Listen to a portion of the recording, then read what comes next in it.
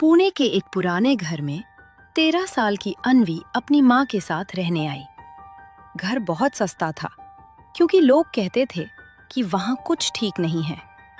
एक दिन store room साफ करते समय अन्वी को एक पुरानी धूल से भरी गुड़िया मिली।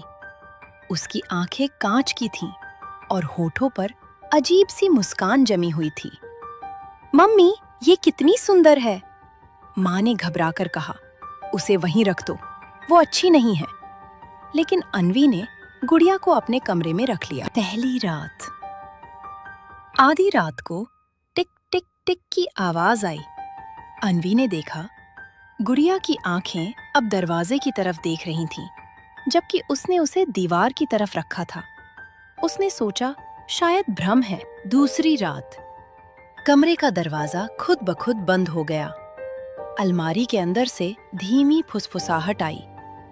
मुझे वापस रख दो। अन्वी डर गई।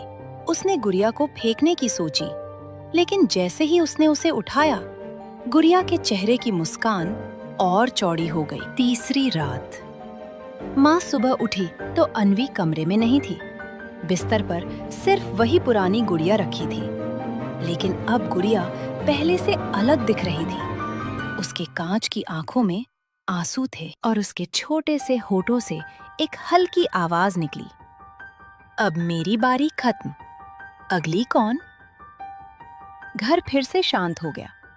कुछ दिनों बाद नए किराएदार आए और स्टोर रूम में वही गुड़िया फिर से धूल में पड़ी थी, किसी और का इंतजार करती हुई।